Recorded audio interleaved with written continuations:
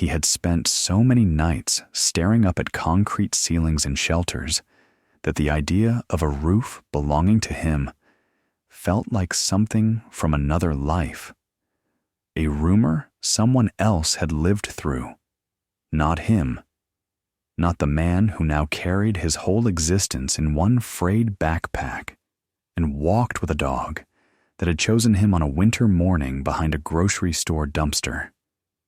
Still, when the lawyer slid the envelope across the cheap plastic desk and said, "It's a house on the cliffs," his first reaction wasn't joy or disbelief or even hope. It was fear, sharp and irrational, as if the past had finally found a way to drag him back into a story he thought he'd escaped.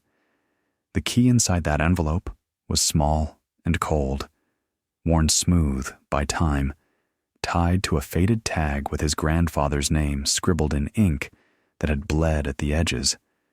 The map that came with it was rough and hand-drawn, more memory than cartography, jagged lines for the coastline. A dark block where the Cliffside house perched like an afterthought at the edge of the world. There was no explanation, no apology, no sentimental note, just a formal letter confirming what the lawyer had already said. His grandfather, the one who'd thrown his father out decades ago, had left the house to him and him alone. No one else. Not the cousins who refused to answer his calls. Not the uncle who changed his number every year. A homeless man who slept under overpasses and whispered prayers into exhaust fumes now owned a house clinging to rock and sky. It didn't make sense, but very little in his life ever had. He left the city as the sky was turning the color of old bruises. The bus shuddering its way up narrow coastal roads, lined with wind-twisted trees and guardrails that looked far too fragile to keep anyone from falling.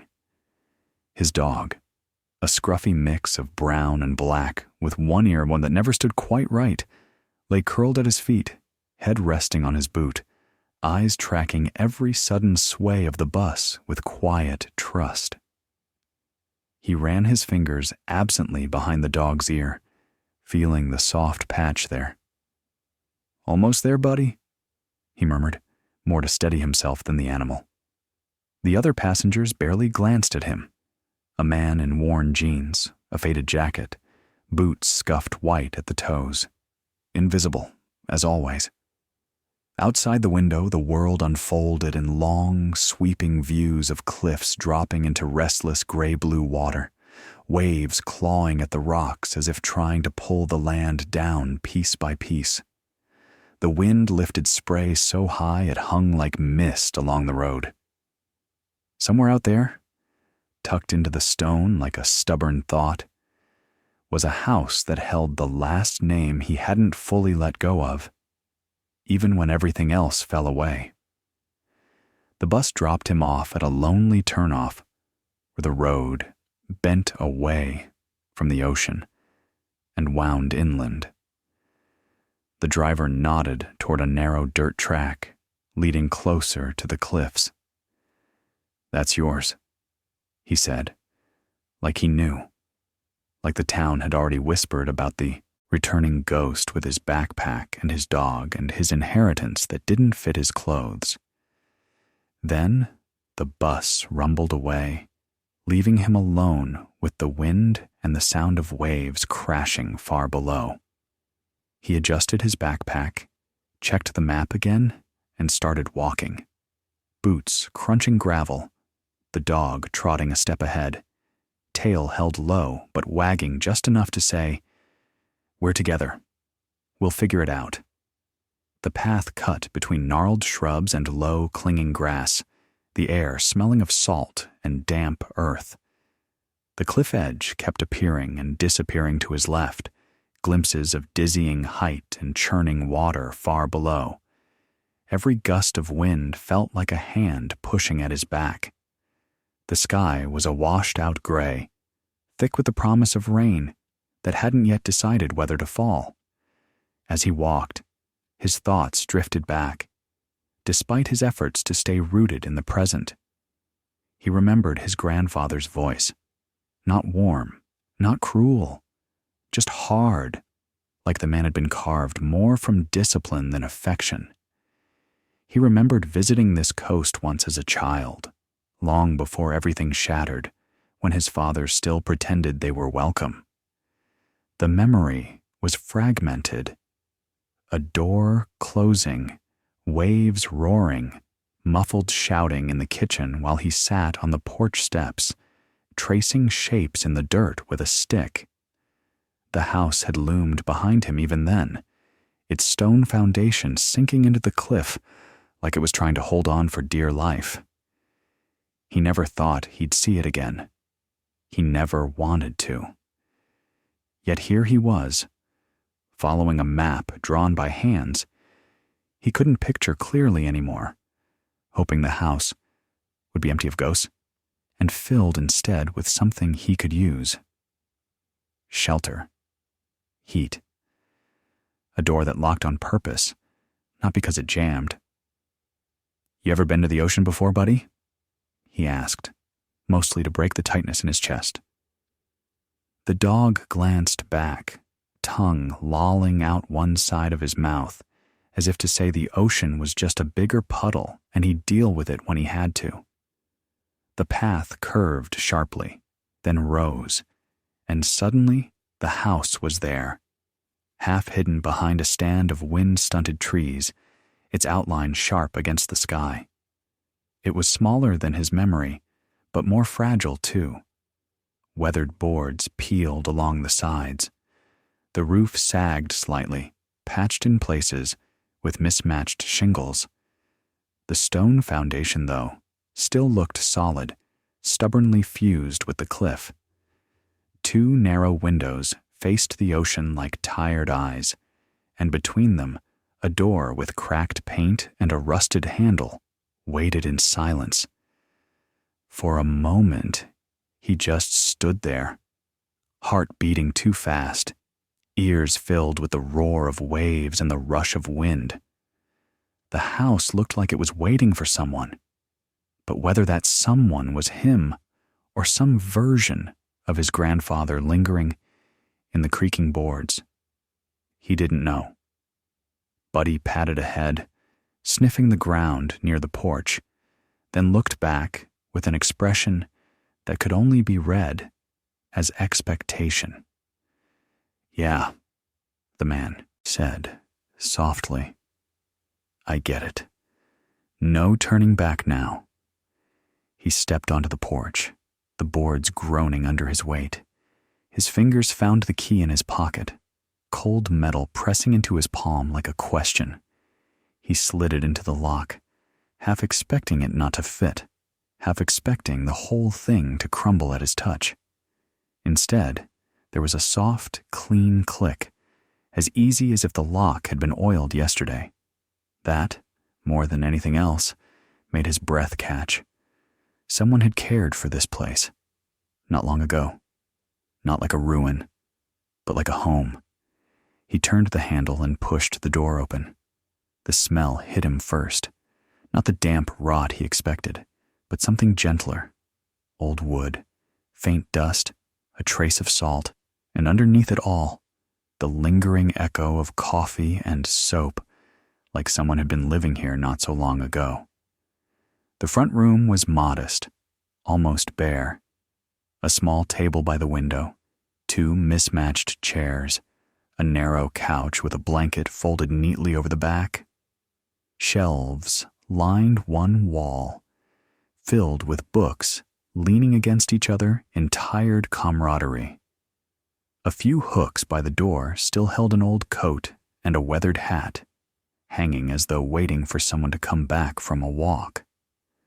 Light filtered through the grimy glass, turning dust into slow-moving constellations.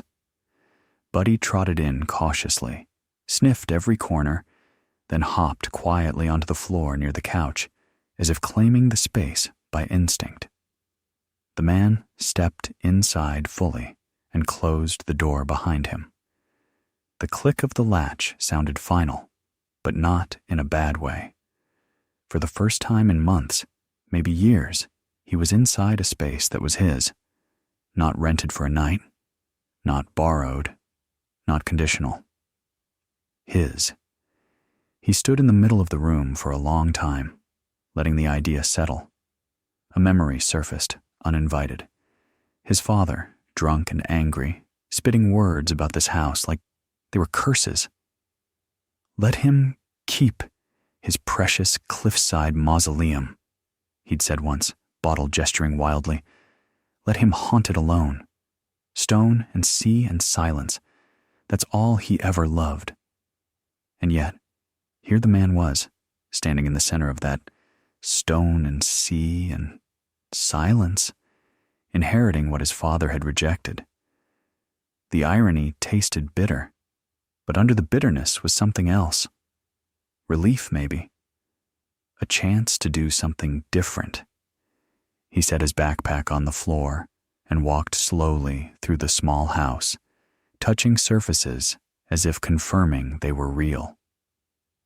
The kitchen was narrow but functional, with an old gas stove and a chipped sink that still smelled faintly of detergent. A kettle sat on the back burner, as if waiting to be used. A small hallway led to a bathroom and a single bedroom with a narrow bed, sheets pulled tight, blanket folded over the end. The closet door stood ajar, revealing neatly arranged shirts and a pair of worn boots, the kind his grandfather used to wear. It felt less like an abandoned home and more like a place paused between breaths. He couldn't shake the feeling that someone had left in a hurry, fully expecting to return. He made his way back to the living room and noticed, for the first time, the photographs on the wall above the shelf. Black and white, edges curled, capturing moments frozen in another lifetime. A younger version of his grandfather standing on the cliff, holding a fishing rod. A woman he vaguely recognized as his grandmother, laughing with her head thrown back. A boy of about 5 or 6 sitting on the same porch steps outside, legs dangling, hair ruffled by the wind. The boy was him. He stepped closer, hand reaching out as if he could touch that younger version and warn him about everything that was coming. But he whined softly behind him, sensing the shift in his mood. "It's okay," he murmured, though his throat tightened. "We're okay." His gaze dropped from the photographs to the shelf beneath them. Books, yes, but also a small wooden box, plain and unmarked, sitting squarely in the center, as if someone had placed it there, with intention. His heart skipped again. He picked it up carefully.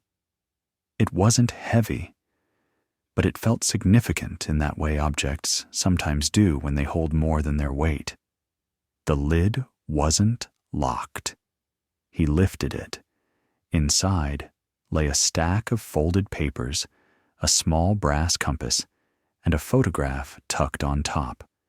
He pulled the photograph out first.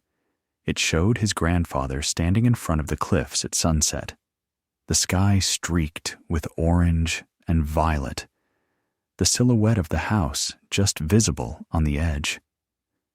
Beside him stood a man the protagonist had never seen before, tall, broad-shouldered, wearing a jacket with some faded emblem on the sleeve, his smile wide and easy. Between them, held on their shoulders, was a wooden crate stenciled with numbers and letters he didn't recognize. Something about the way they both looked at the camera. Proud, secretive, half challenging. Felt like a message sent through time. He set the photograph down and unfolded the first paper. It was a letter, written in his grandfather's careful, rigid handwriting. The words blurred for a moment before coming into focus. "If you are reading this, It means I failed to say what needed to be said while breath still sat in my chest. I was a hard man. Too hard, some would say. I pushed your father away when I should have bent. I held to land and secrets, like they were the only things that proved I existed. I was wrong, but I didn't know how to be any other way. So I leave this house to you, the one who carries my blood and yet owes me nothing. You deserve more than empty walls and cold stone. You deserve the truth. The man sat down heavily in one of the chairs, the letter trembling in his hand. Buddy rested his head on his knee, grounding him. He read on. His grandfather wrote of the house, of building it with his own father on solid rock, of using the cliffs as both shield and watchtower. He wrote of storms that had tried to take it, and nights when the wind howled so fiercely, he thought the walls would crack. He wrote of his own son, of their fights, of his stubbornness, of the day his son walked down the path and never came back. I told myself I didn't care, the letter said, but I did. The silence after he left was louder than any storm. Then came the part that shifted the weight of everything, the mention of a hidden room inside the house, one no one else knew about. This place, his grandfather wrote, is not just a house, it is a doorway. When my friend and I were young, we found something in the cliffs, something no one in town would have believed, something they would have ruined if they'd known. We cut into the rock and built around it, hiding it in plain sight. I swore I'd protect it, but I guarded it so fiercely, I lost everyone else instead. I don't want that for you. If you choose to see what we found, it will change everything. But you must decide what that change means.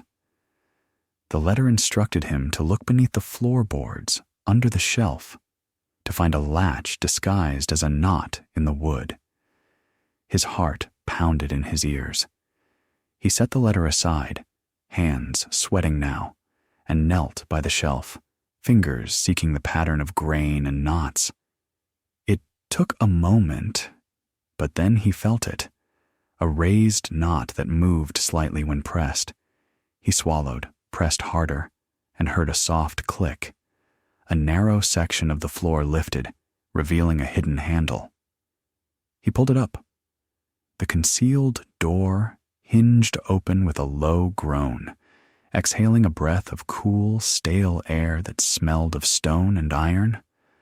A dark space yawned beneath the floor, large enough for a man to climb through. Ethan wasn't here to see it. He realized suddenly. He'd left the boy at the shelter with a volunteer for the day when he'd first gone to the lawyer, promising he'd be back by nightfall. This trip to the house had been meant as reconnaissance, a way to see if it was real before bringing his son into another uncertain place. Now, standing at the edge of a hidden space carved into the earth, he felt both grateful for that choice and strangely lonely. Buddy padded closer, peering into the darkness, then looked up as if asking, "We going in?" The man took a deep breath. "Guess we are," he whispered. He grabbed a flashlight from his backpack, clicked it on, and lowered himself carefully into the opening, feet finding a narrow set of stairs hewn directly into the rock. The temperature dropped as he descended. The air grew heavier, saturated with the scent of mineral, dampness, and something old, older than his grandfather, older than the house, older than the town.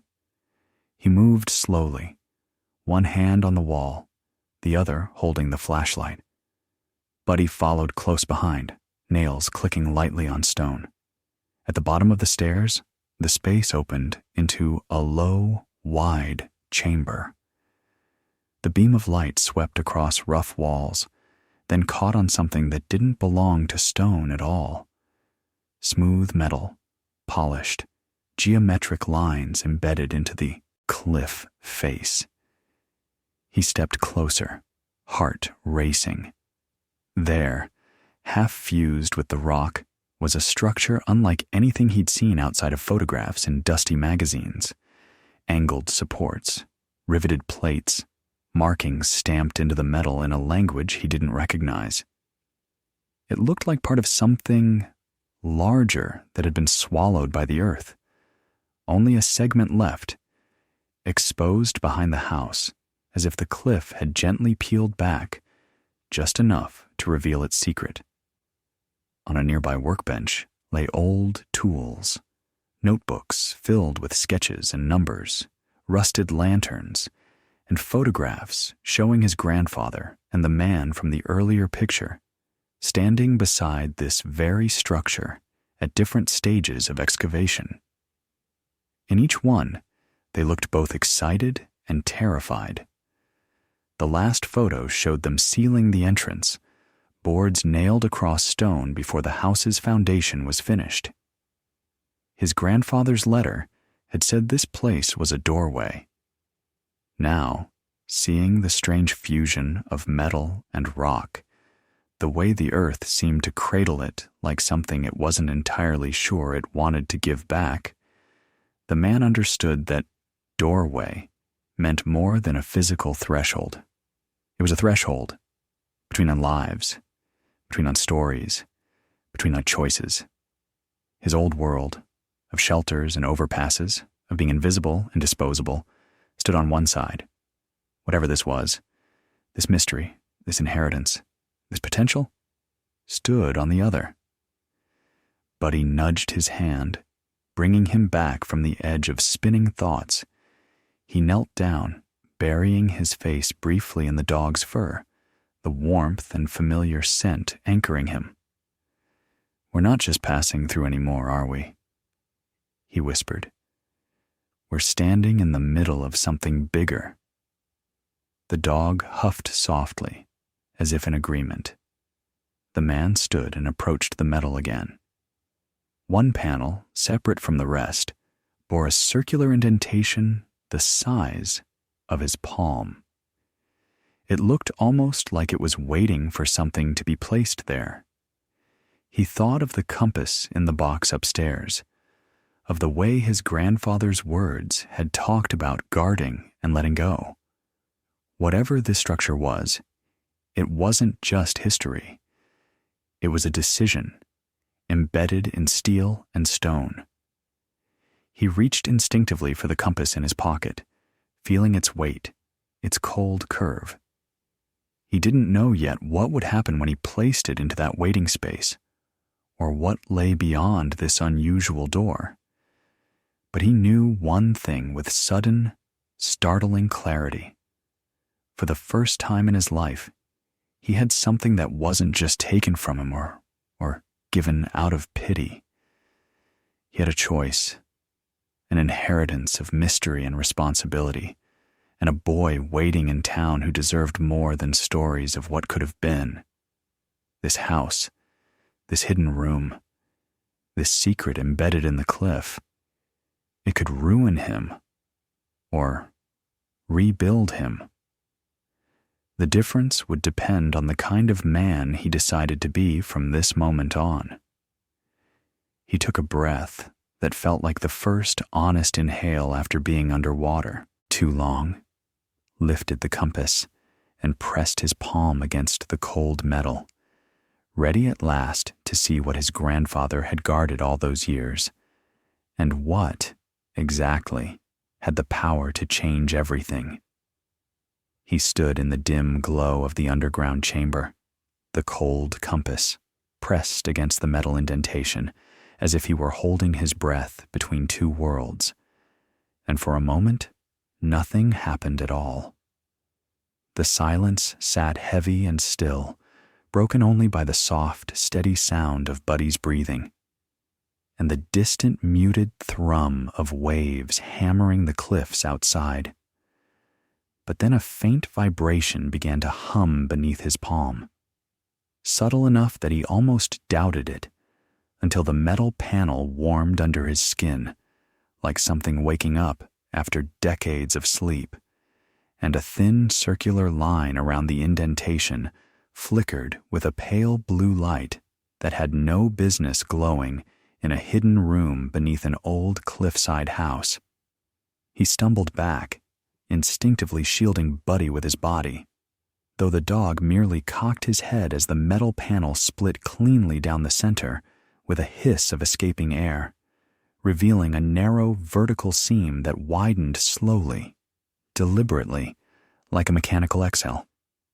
Behind it, darkness gave way to a warm, amber glow that spilled gently into the room, illuminating the dust motes that drifted lazily in the stale underground air.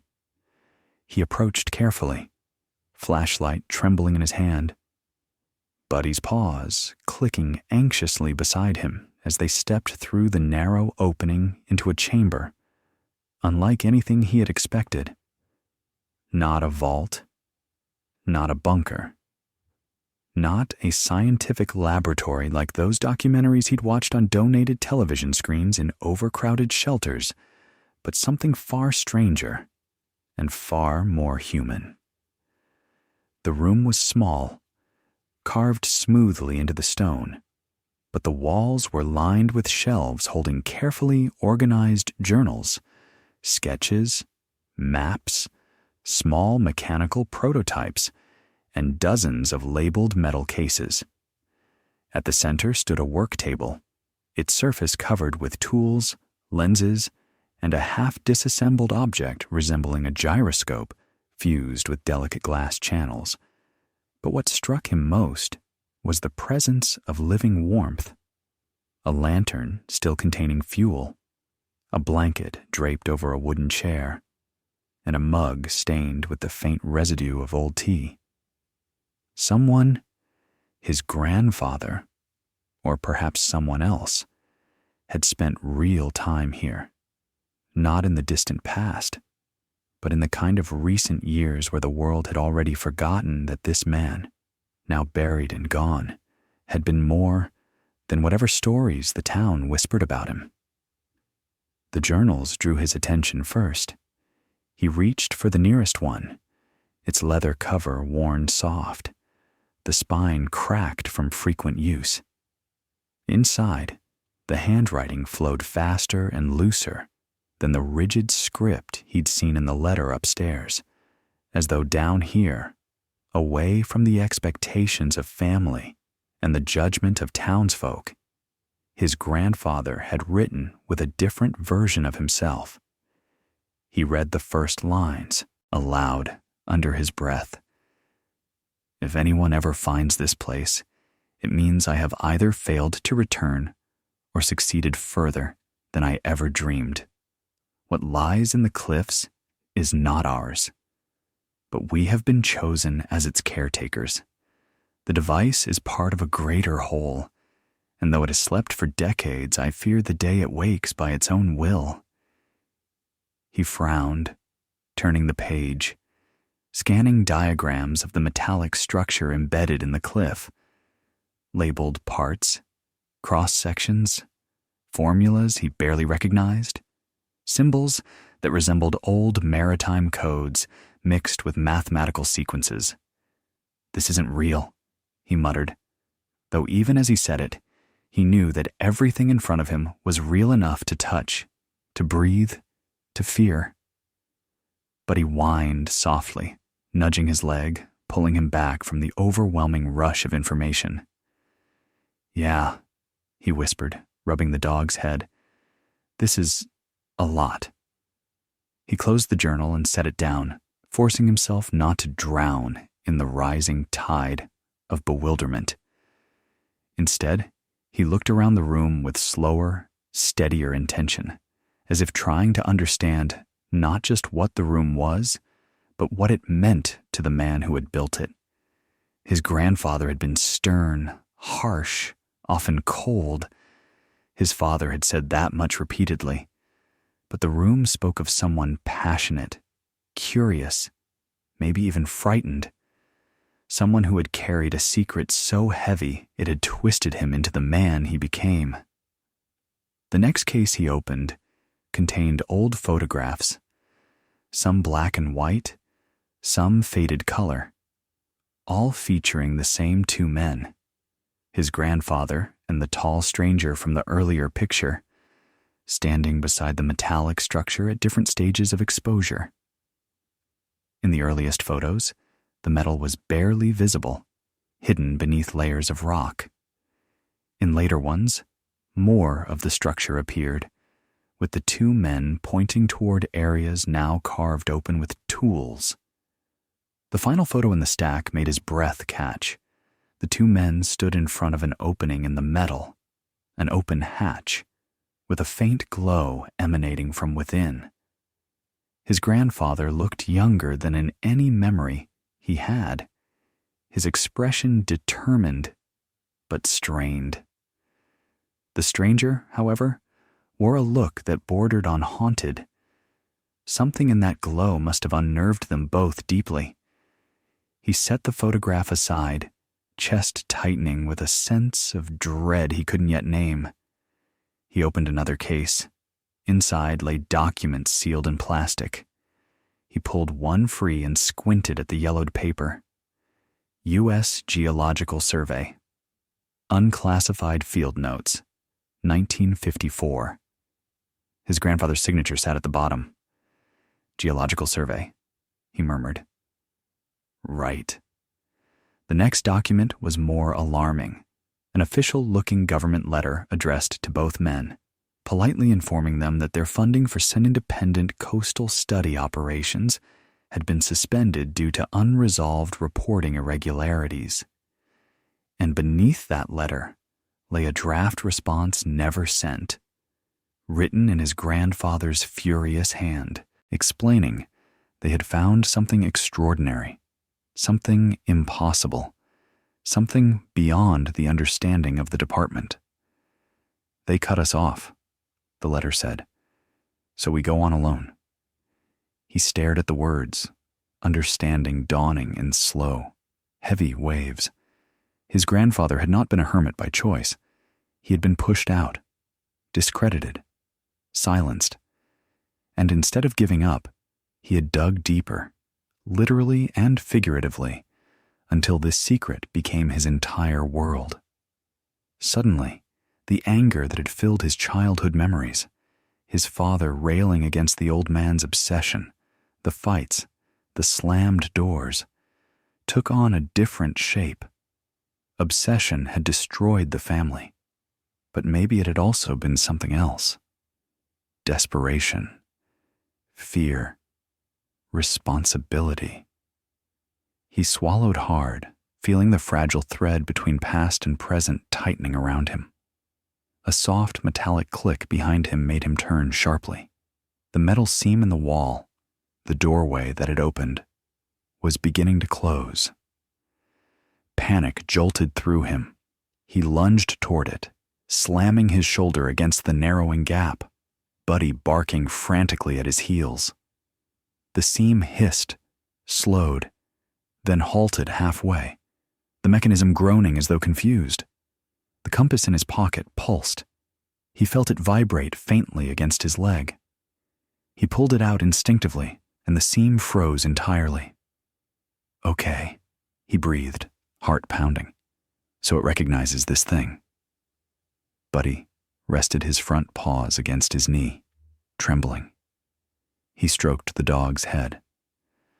It's all right. We're not trapped. Not yet, anyway. He stepped away from the mechanism and returned to the work table, where the half-disassembled device seemed to stare at him like an unfinished thought. He reached out slowly, fingers brushing a glass channel. It hummed faintly in response, sending a soft vibration up his arm. He jerked back, startled, then stared at the faint glow inside the glass, like a tiny ember waking under ash. "What are you?" he whispered.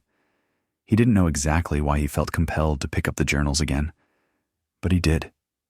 He found the last entry, dated 3 months before his grandfather's death.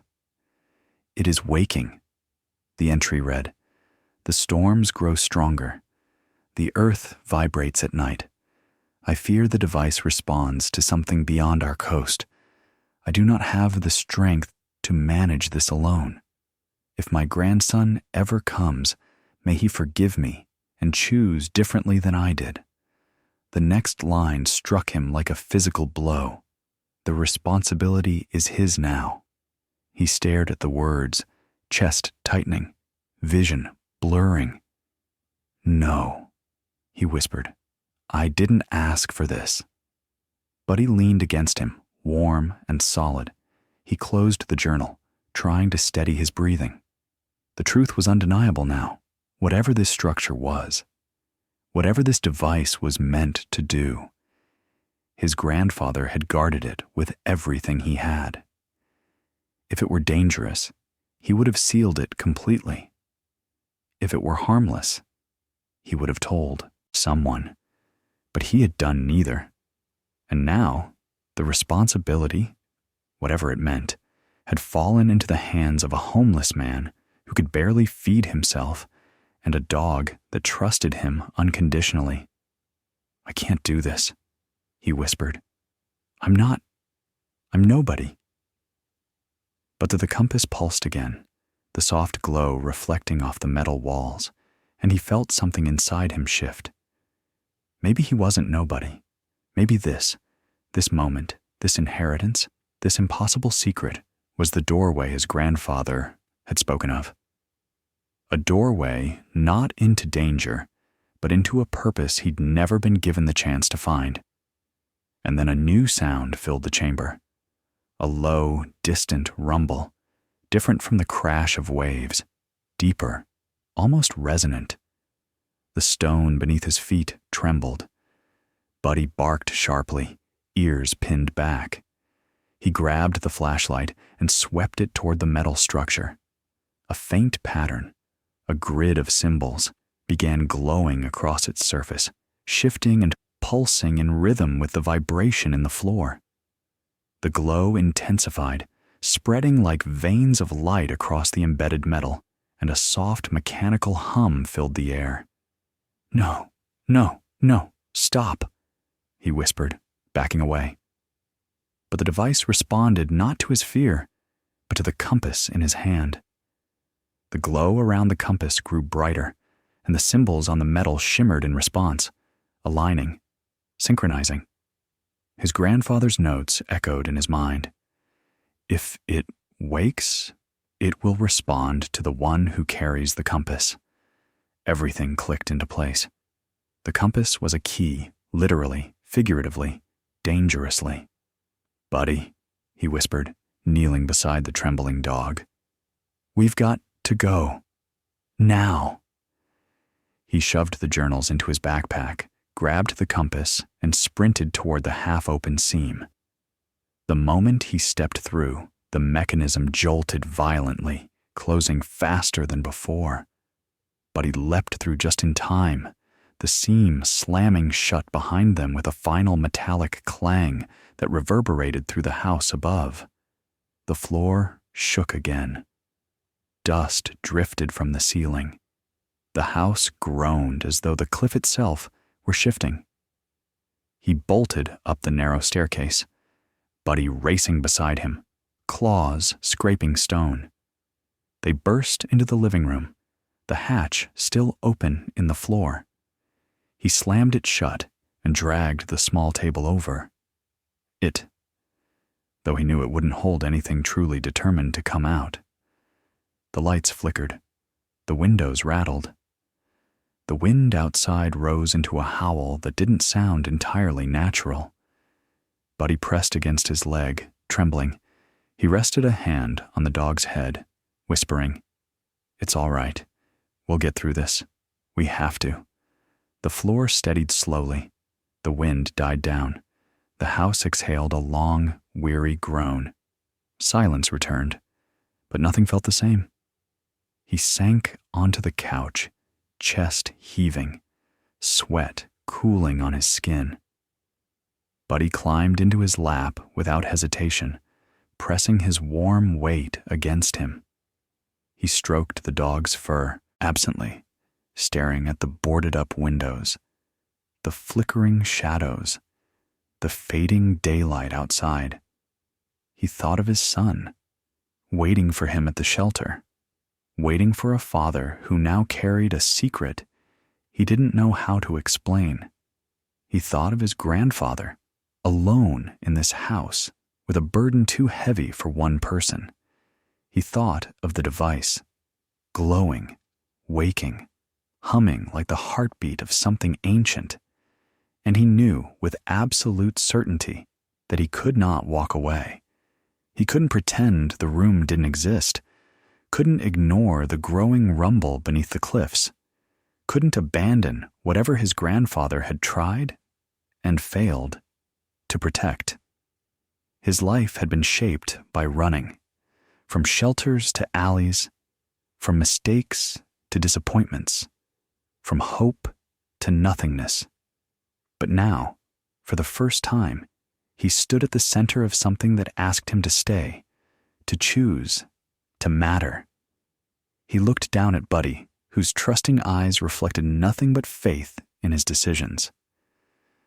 "Okay," he whispered, exhaling slowly. "We're going back down there. Tomorrow. But first." His gaze drifted out the window, where the path leading back to town waited in the fading light. "First, we bring my boy home." The dog thumped his tail in agreement, and as the last light of day dimmed along the cliffside, he felt something unravel quietly within him. Not fear, not confusion, but a fragile thread of purpose, pulling taut, guiding him forward, toward a truth he was no longer terrified to face. The doorway had opened. The choice had been made. And tomorrow, he would step fully into whatever waited beneath the cliffs. Because for the first time in his life, he wasn't running anymore. He was going home.